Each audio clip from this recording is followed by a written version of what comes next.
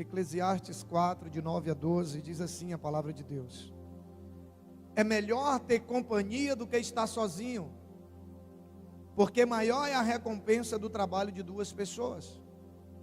Se um cair, o amigo pode ajudá-lo a levantar-se, mas pobre do homem que cai e não tem quem o ajude a levantar-se.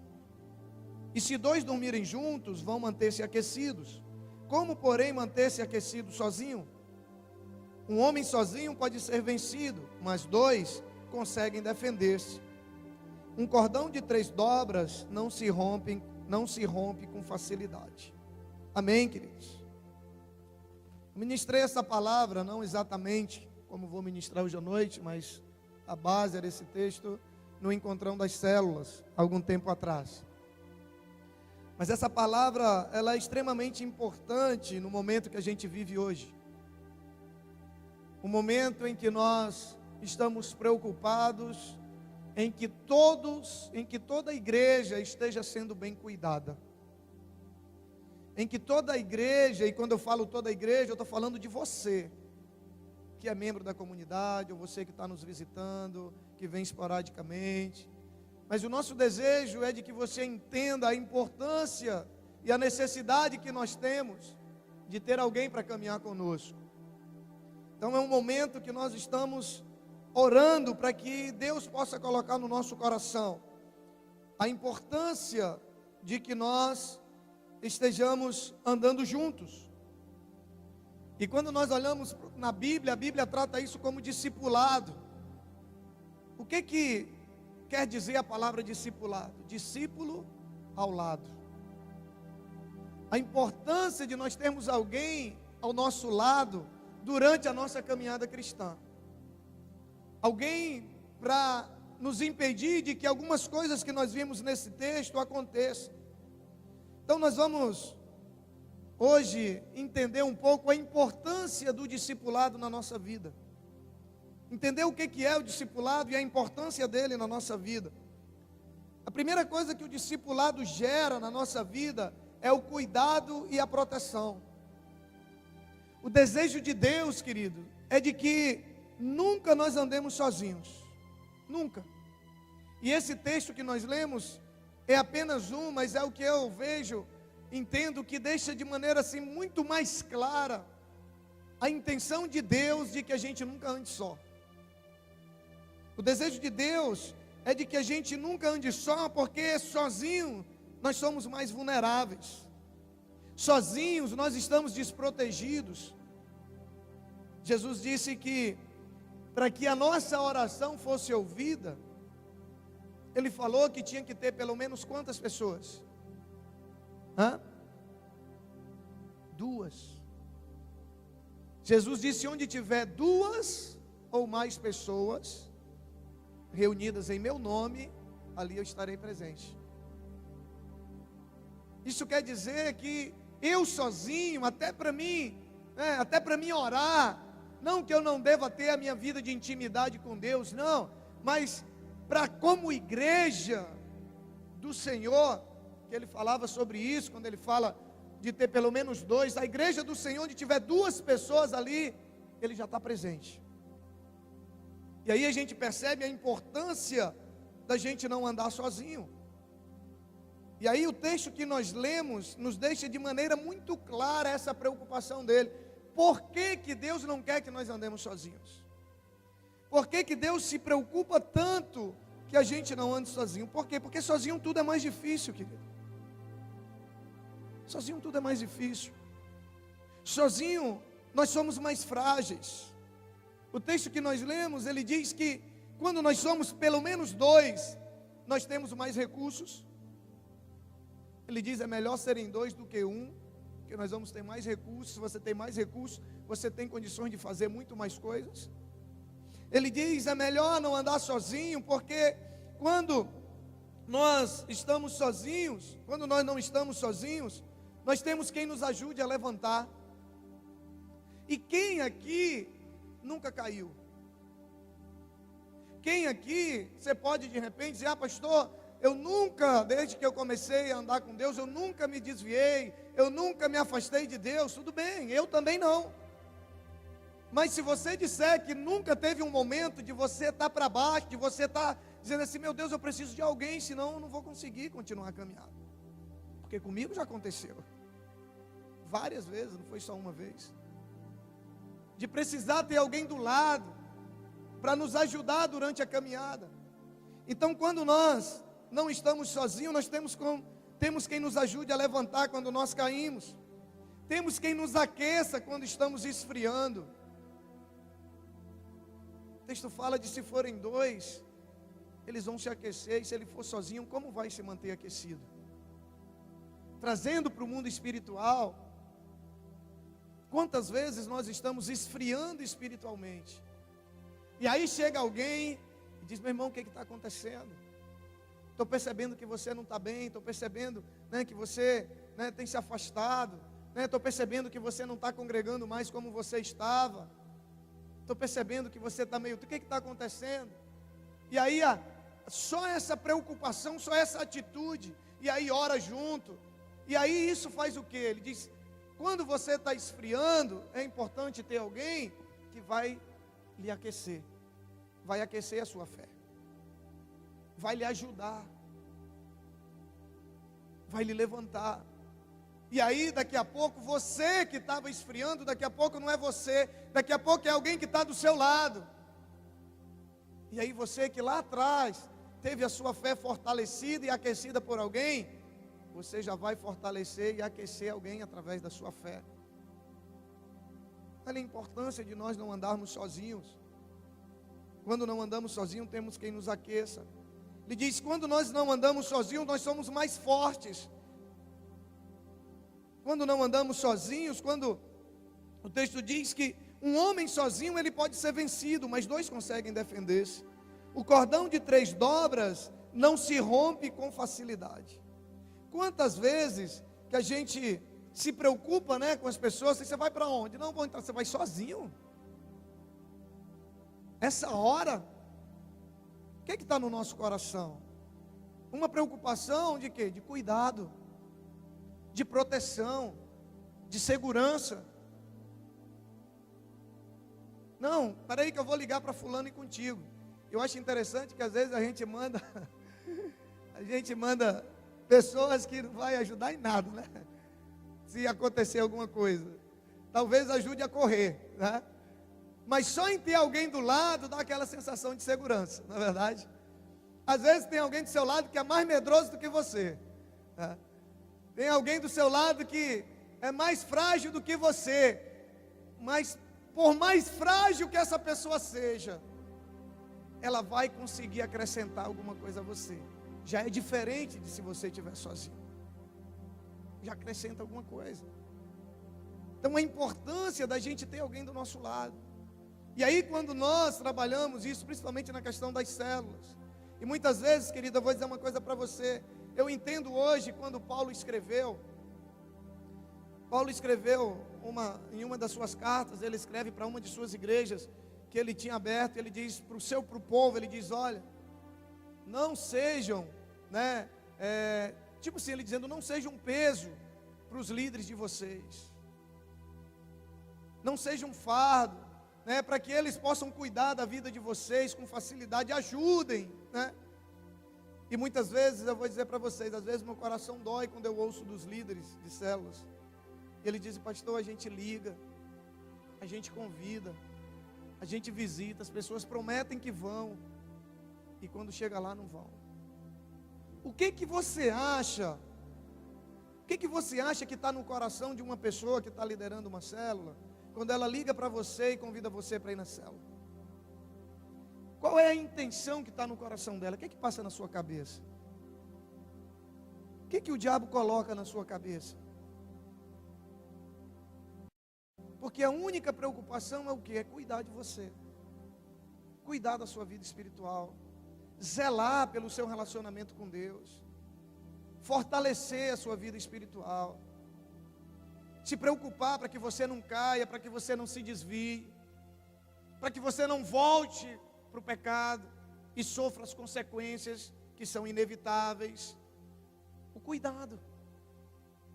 E aí a gente está nesse processo de dentro das células montar o discipulado 1 a 1, porque a gente percebeu que estava difícil para os líderes cuidarem sozinho, para que ninguém fique sozinho. É fato que ainda não está acontecendo, não, mas nós estamos num processo. A nossa preocupação é essa, de que todo mundo esteja sendo discipulado um a um, que todo mundo tenha alguém ali do lado para lhe ajudar. Porque do mesmo jeito que é humanamente impossível os pastores cuidar de todo mundo, chega um ponto que fica impossível o líder dar o cuidado e a atenção que a pessoa precisa. Então a preocupação é uma só: cuidar de você.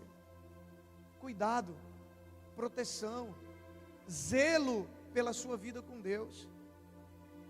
E você sabe quanto que um líder de célula recebe por mês para cuidar de você? Sabe quanto? Nada. Você sabe quanto ele gasta para cuidar de você? Ele gasta ligação telefônica, ele gasta combustível, porque não é só ir para a célula. O líder, ele está em treinamento, ele está em reunião, ele está em discipulado, ele participa, ele tem que participar de um monte de atividade a mais, e tudo isso tem custo para cuidar de você, para zelar pela sua vida espiritual, para proteger você dos enganos do diabo, para proteger você das armadilhas que o diabo faz, que o diabo arma para poder tentar tirar você da presença de Deus. E às vezes a gente não entende o que está no coração de Deus, quando Deus diz aqui: é melhor ter companhia do que estar sozinho, porque maior é a recompensa do trabalho de duas pessoas, porque se um cair, o amigo pode ajudá-lo a levantar-se. Pobre do homem que cai e não tem quem o ajude a levantar-se. Olha o que a palavra diz: pobre daquele que cai e não tem quem ajude a levantar-se. Se os dois dormirem juntos, vão se manter aquecidos.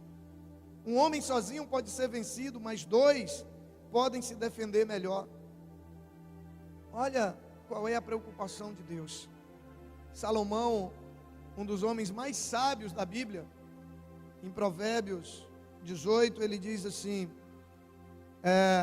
quem se isola busca seus interesses egoístas e se rebela contra a insensatez.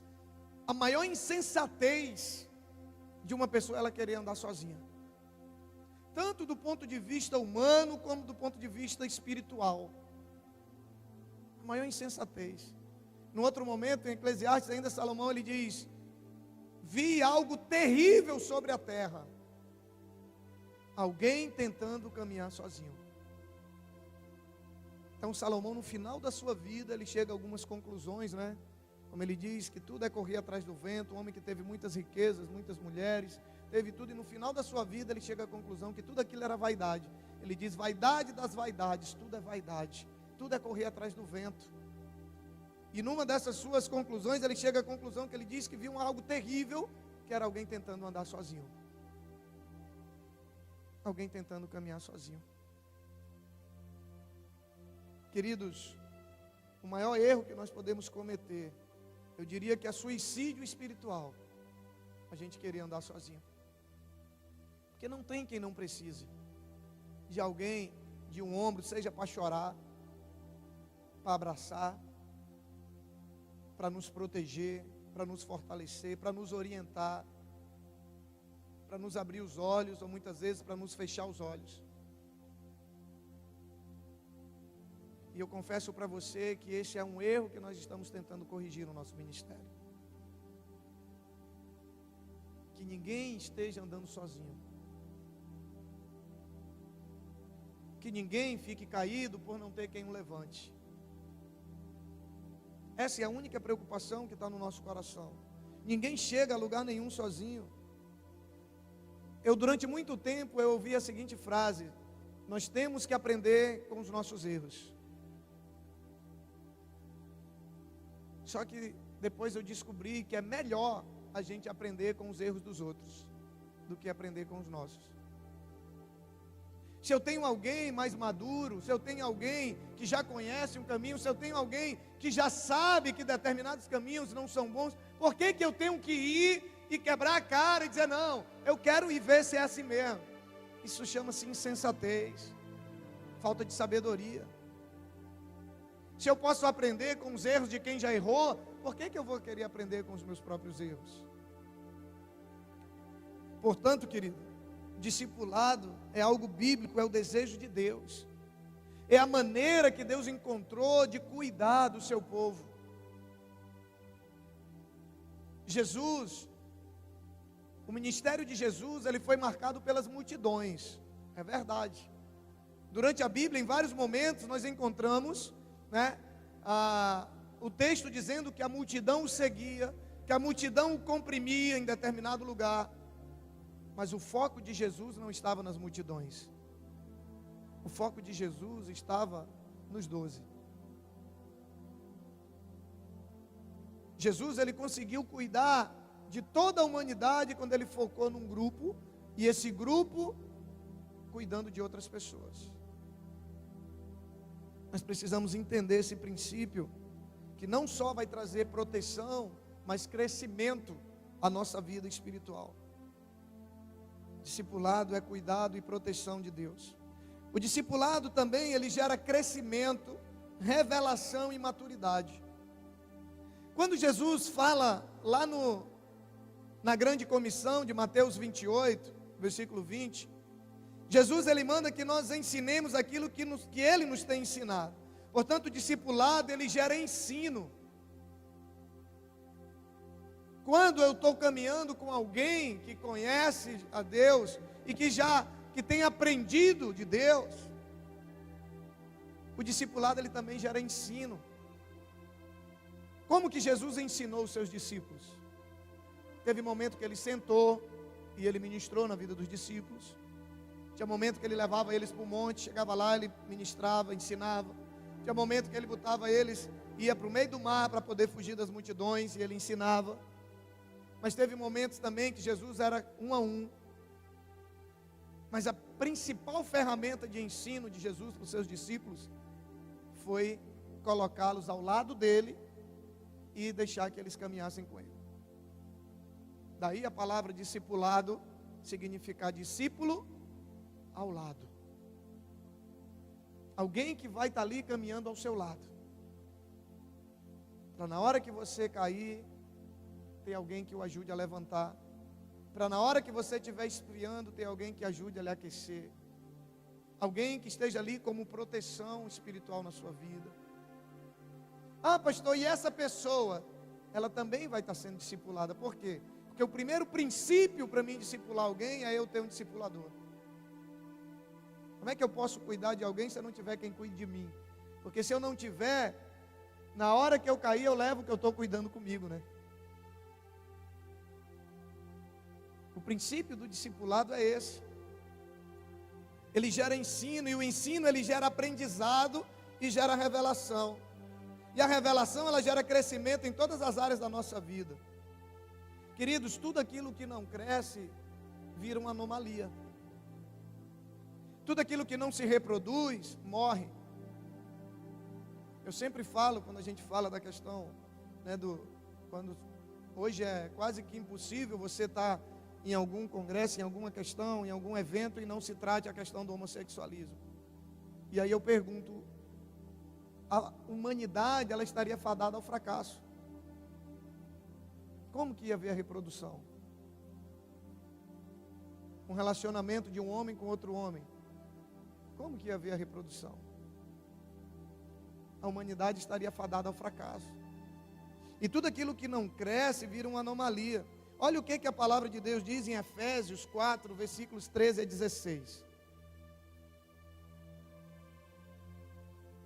Até que todos alcancemos a unidade da fé e do conhecimento do Filho de Deus, e cheguemos à maturidade, atingindo a medida da plenitude de Cristo. O propósito é que não sejamos mais como crianças, levados de um lado para o outro pelas ondas, nem jogados para cá e para lá por todo o vento de doutrina, e pela astúcia e esperteza de homens que induzem ao erro. Antes, seguindo a verdade em amor, cresçamos, diga cresçamos. Cresçamos em tudo naquele que é a cabeça, Cristo.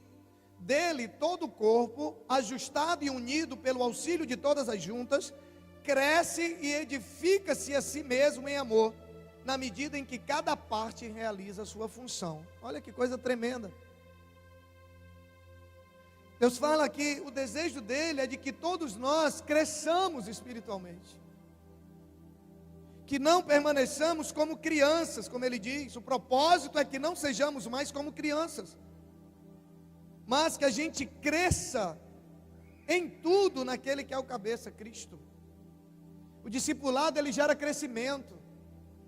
Quando nós temos alguém para caminhar conosco, para nos ajudar, para nos ensinar, para que nós possamos aprender com essa pessoa, ele gera crescimento. E o que eu acho interessante é que ele fala, a gente cresce em Cristo, que é o cabeça, e ele diz dele todo o corpo. Qual que é o corpo de Cristo, querido? O que é o corpo de Cristo? Hã?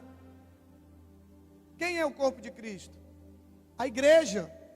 A igreja. Olha o que ele diz, dele todo o corpo, ou seja, a igreja, ajustada e unida pelo auxílio de todas as juntas. Quem são as juntas da igreja? Quem são as juntas da igreja? Nós. Ao mesmo tempo que nós somos a igreja, quando nós montamos o corpo de Cristo, todos nós, cada junta, cada um de nós é parte desse corpo. E ele diz, todo esse corpo ajustado e unido pelo auxílio de todas as juntas, cresce e edifica-se a si mesmo em amor. Então deixa eu fazer uma pergunta para você. Por esse texto que nós lemos, quem é que edifica a igreja? É o pastor? Sim ou não? Hã? Quem é que edifica a igreja? Hã? Vamos lá? Interpretação de texto. Todo o corpo, ou seja, a igreja, ajustada e unida pelo auxílio de todas as juntas, cresce e edifica-se a si mesmo. Então, quem que edifica a igreja? A própria igreja. A igreja edifica-se a si mesmo. O que ele está dizendo? Ele está dizendo que o desejo de Deus é de que todo mundo cresça, a ponto de todo mundo cuidar uns dos outros, de que ninguém permaneça como criança inteira. Porque o que uma criança tem condições de cuidar de alguém? Sim ou não? Não. Uma criança, ela requer cuidados. E ele diz que o desejo dele, o desejo de Cristo é de que nós não sejamos mais como crianças, mas que a gente cresça em tudo naquele que é o cabeça, que é Cristo.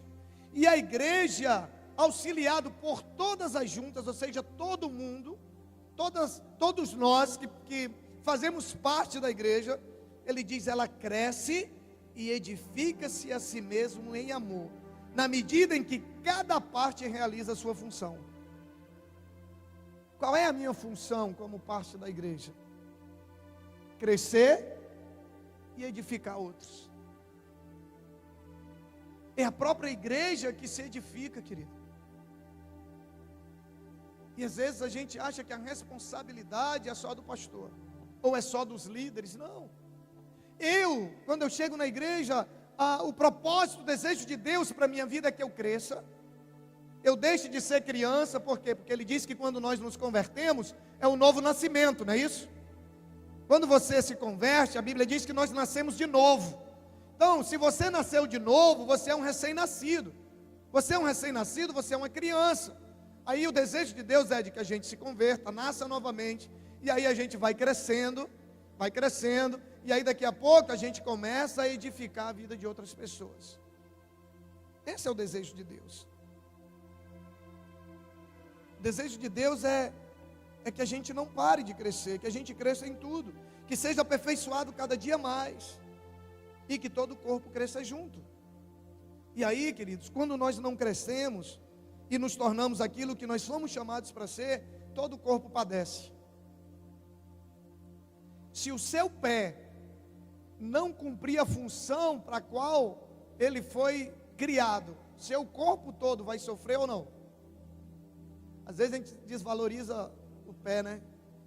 Diz que é a parte mais, né, que fica em contato com o solo, aquela coisa toda, mas os pés são que nos mantém, né? É a base. É a base. Tira só o pé, não precisa tirar a perna não, tira só o pé de uma pessoa e coloca ela em pé para ver se ela fica. E o que ele está dizendo é que cada parte tem que cumprir a sua função. Quando um não cumpre, todo o corpo padece. quando nós deixamos de ser aquilo que Deus nos chamou para ser, pessoas vão sofrer por isso.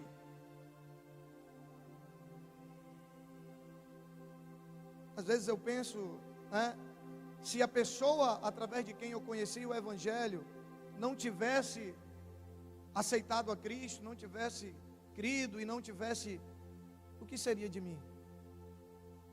E aí, trazendo para o contexto da igreja, se o pastor Alex não tivesse aceitado, né, o propósito de Deus, se ele não tivesse convertido, crescido e se tornado aquilo que Deus queria que ele fosse, vocês iam ter que me aturar cantando aqui, imagine aí. Todo o corpo ia sofrer, né? E não era pouco não. Mas essa é a verdade. O desejo de Deus, né, é de que de cada parte, como esse texto que nós lemos, onde cada um cumpra a sua função. E aí, nós podemos comparar a fase de crescimento espiritual com o nosso crescimento humano. Que aí, por exemplo, o nascimento. Quando que nós, no nascimento humano, é o início do conhecimento de todas as coisas, quando gera vida. O nascimento espiritual, quando você se converte. Depois vem a fase da dependência dos pais. No crescimento humano, é onde você depende dos pais para quê? Para comer, para tomar banho, para vestir a roupa, né? Você depende para todas as suas necessidades. Espiritualmente falando, é a fase onde você depende totalmente dos outros cristãos para quê? Para começar a aprender a palavra, para começar a caminhar, né, a sua nova vida em Cristo. Depois vem a fase do engatinhar e do andar. No crescimento humano, começa ali já a fase de independência, né? Quando já começa a andar sozinho, né? Já começa a fazer algumas coisas sozinhos. Espiritualmente falando, quando você começa a aprender dos princípios eternos de Deus, e aí você já começa a corrigir algumas coisas na sua vida sozinho, você já começa a entender da Bíblia, você já começa a ler a Bíblia sozinho.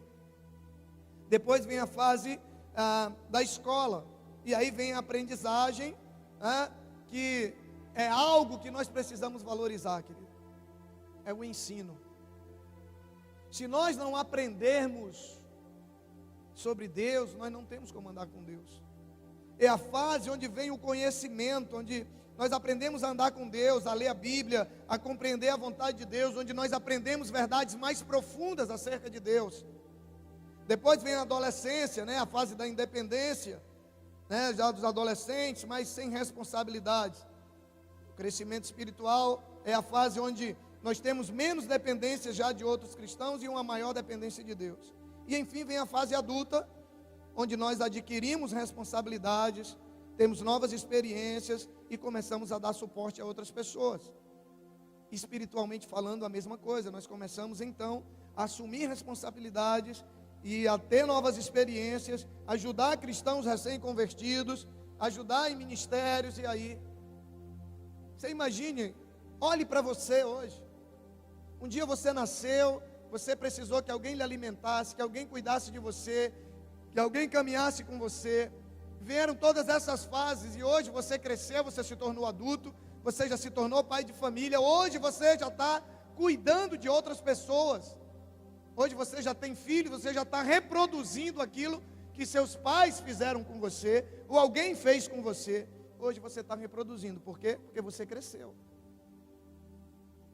E é muito difícil, né, quando uma pessoa adulta, ela não cresce em maturidade. Sei que você conhece alguém, né, que já tem a idade para ser adulto, mas continua criança, continua adolescente. Você percebe que é difícil. Então nós precisamos olhar para a nossa vida espiritual como nós olhamos para a nossa vida biológica, nossa vida humana. A necessidade de crescimento, a necessidade da gente chegar ao momento, da gente também ajudar outras pessoas a crescer, assim como nós fomos ajudados a crescer. E nós não podemos ser eternamente crianças. E aí, queridos, quando nós olhamos e vemos muitas vezes, tem uma figura aqui, eu não sei se o Wesley está aí, cadê o Wesley? Pega aquela figura que essa ministração deve ter no computador. E nós temos aqui uma figura de um homem adulto, de pijama, E ele deitado na cama, né, tipo uma criança. Que representa o quê? Um adulto que não cresceu. Um adulto que não cresceu. E aí muitas vezes nós encontramos, né, esse tipo de comportamento que acaba prejudicando não só o nosso crescimento, mas também o crescimento de outras pessoas. Eu queria ler mais 2 textos para a gente encerrar. Tiago 5,16, ele diz assim: portanto, confessem os seus pecados uns aos outros e orem uns pelos outros para serem curados. A oração de um justo é poderosa e eficaz. Queridos, quando nós confessamos os nossos pecados a Deus, nós somos perdoados. Não é isso que a Bíblia diz? E esse texto de Tiago, ele diz que quando nós confessamos uns aos outros, nós somos curados. Curados. O discipulado, ele também é um instrumento de cura. É quando nós desenvolvemos um relacionamento de confiança com o nosso discipulador, a ponto de nós compartilharmos com ele os nossos erros. É lógico que isso é um processo. Mas quando nós temos alguém para caminhar junto conosco, para dividir a carga, para compartilhar, porque não tem nada que pese mais na nossa caminhada do que o pecado. E quando nós tentamos carregar ele sozinho, muitas vezes nós ficamos pelo meio do caminho. A psicologia diz que quando você ouve uma pessoa, você resolve 70% dos problemas dela. Qual é o papel do psicólogo? Quem aqui já teve um remédio prescrito por um psicólogo? Se você já teve pelo psicólogo, você tem que denunciar ele, porque ele não pode prescrever medicamento. Só quem pode é o psiquiatra.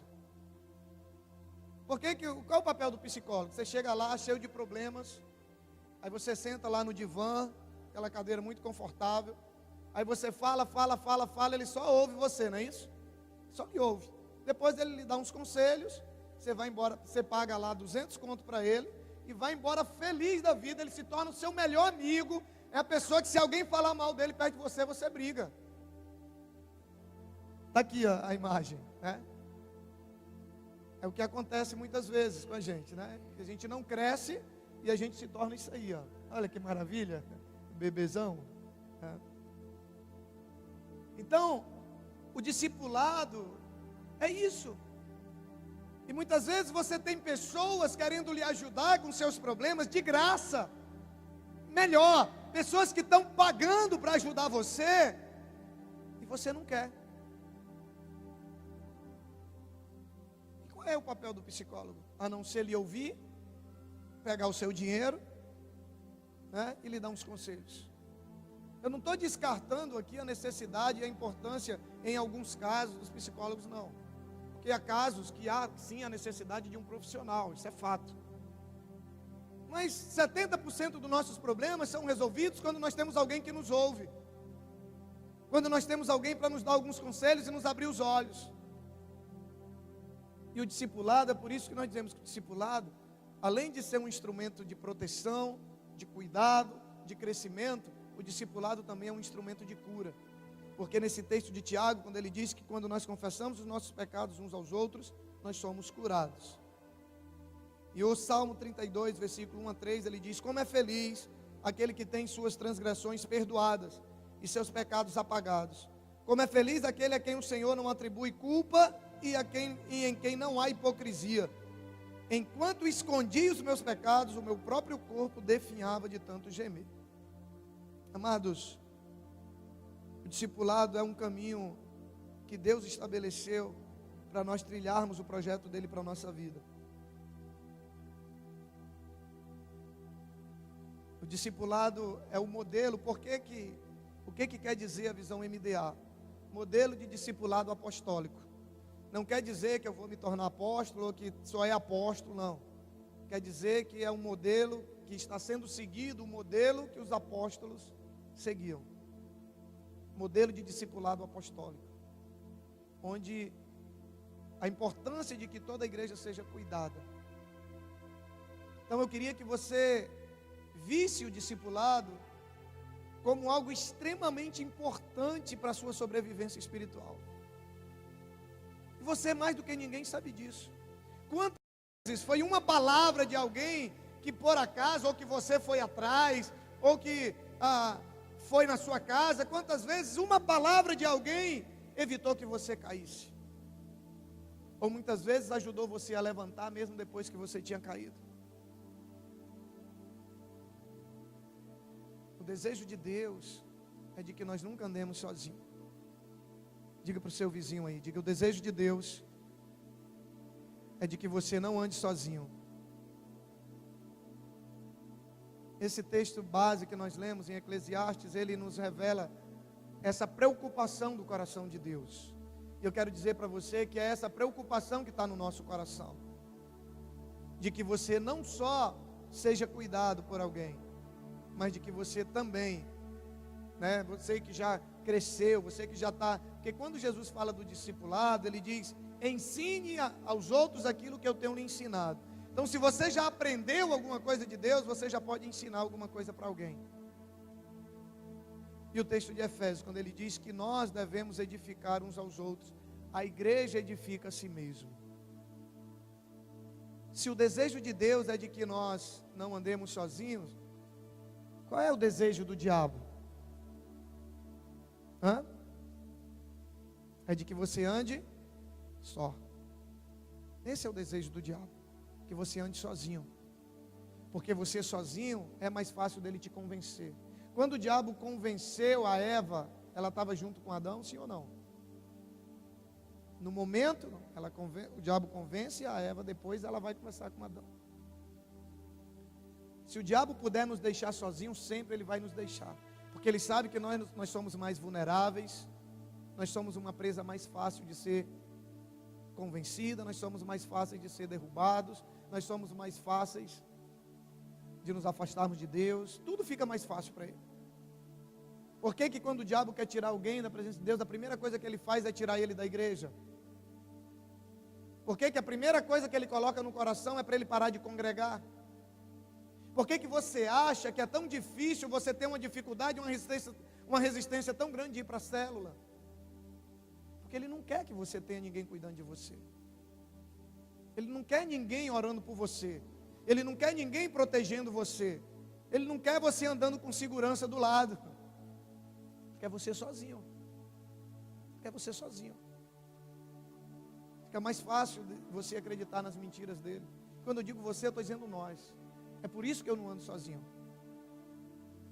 É por isso que eu tenho pessoas a quem eu presto contas, no sentido de poder procurar, de pedir ajuda e de que oram por mim. Não é porque eu sou pastor que eu não preciso de discipulado, não. Também preciso. Porque eu também falho, eu também erro. Eu também, se a igreja é alvo das investidas do inimigo, imagine os líderes, imagine os pastores. Eu também preciso de cuidado, eu também preciso de proteção. Eu também preciso crescer cada dia mais, para que eu também possa ajudar outras pessoas a crescer.